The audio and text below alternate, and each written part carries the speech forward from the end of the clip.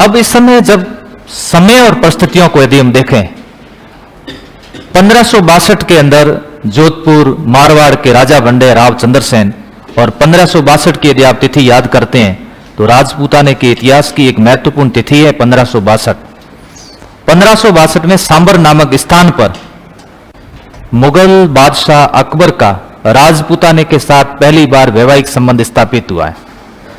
आमेर राजघराना, आमेर का कछवा राजघराना, वहां के राजा भारमल अपनी पुत्री हरखाबाई का विवाह सांबर नामक स्थान पर 1562 ईस्वी को किसके साथ कर देते हैं? अकबर के साथ। जब अकबर की इस तरह से राजपूताना में एंट्री हो चुकी हो, और अकबर को भी पता था, अकबर के बाप हुमायूं को भी पता था, और इसके दादा बाबर को भी पता था कि भारत पर राज करना है तो राजपूताने के साथ में सीधी टक्कर नहीं लेंगे, राजपूताने का सही तरह से उपयोग करना पड़ेगा।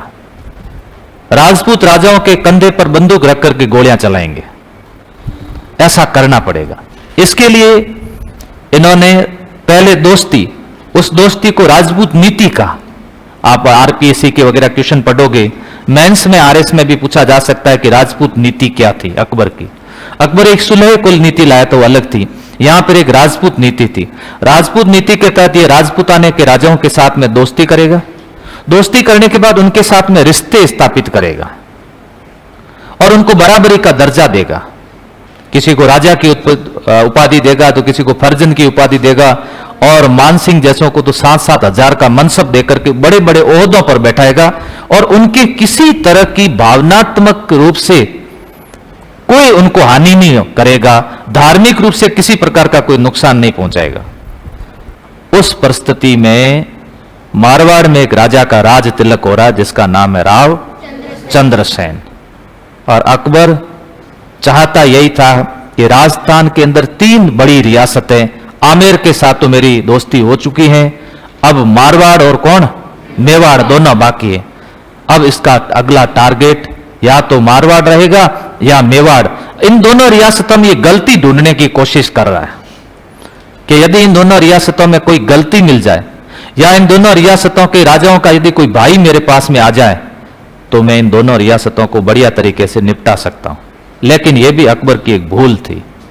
अब जिस तरह से महाराणा प्रताप के भाई भी नाराज थे, उसी तरह राव चंद्रसेन के भाई भी नाराज, और इनके तो बड़े भाई नाराज, महाराणा प्रताप के छोटे नाराज थे, और बड़ा भाई जिसका नाम राम, जो अभी मैंने थोड़ी देर आपको बताया, नाराज होकर अकबर की शरण में चला जाता है और अकबर से सहायता की मांग करता है, जिसका नाम राम सिंह राठौड़।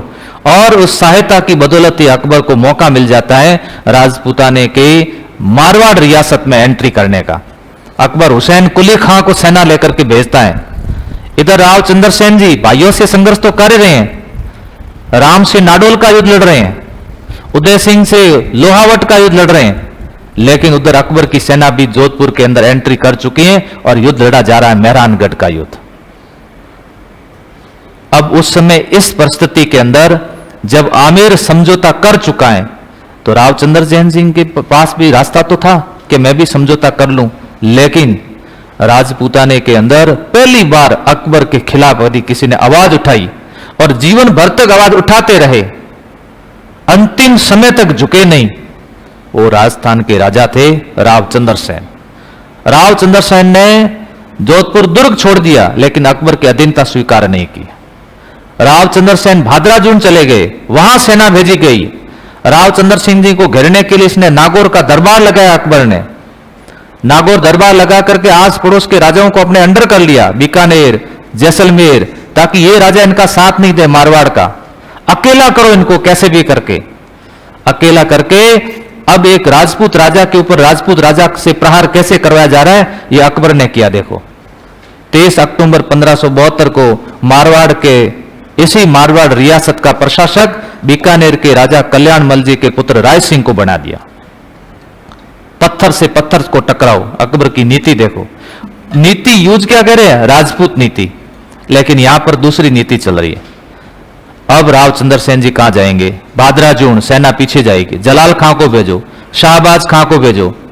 बड़ी संकट के अंदर सिवाना गए, खूब सारी पहाड़ियों में लेकिन आखिर में डूंगरपुर, बांसवाड़ा, कोटड़ा, महाराणा प्रताप से भेंट करने के बाद संकट परिस्थितियां बढ़ती रही। पोकरण के दुर्ग को इनको बेचना पड़ा। फिर सोजत की से अजमेर की उधर पहाड़ियों में चले गए। फिर वापस आए, सोजत के राठौड़ों ने वापस बुलाया, सोजत पर इन्होंने अधिकार किया और लास्ट के अंदर संचयाक नामक स्थान पर सारण की पहाड़ियां, पाली के अंदर इनका देहांत हो जाता है। वो भी विष देने के कारण इनका देहांत हो जाता है। एक ऐसे राजा जिन्होंने अपने स्वाभिमान को सबसे पहले जगाया। महाराणा प्रताप से 10 साल पहले राजा बने। महाराणा प्रताप 72 में बने, ये 62 में बने। इसलिए कहते हैं कि राजपूताने के प्रथम राजा जिन्होंने अकबर की अधीनता स्वीकार करने से मना कर दिया। राजपूताने के प्रथम राजा जिन्होंने अकबर की अधीनता स्वीकार की वो बारमल थे।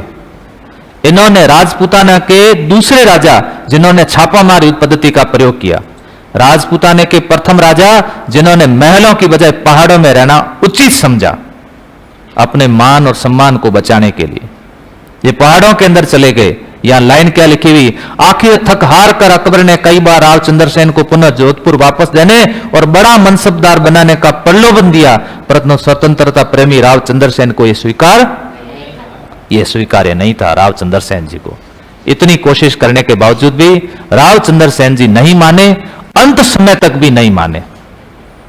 और इसी कारण इनको मारवाड़ का महाराणा प्रताप कहते हैं। इसी कारण इनको महाराणा प्रताप का अग्रगामी कहते हैं। जीवन भर भटकते रहे, इसलिए इनको भूला भटका नायक कहते हैं।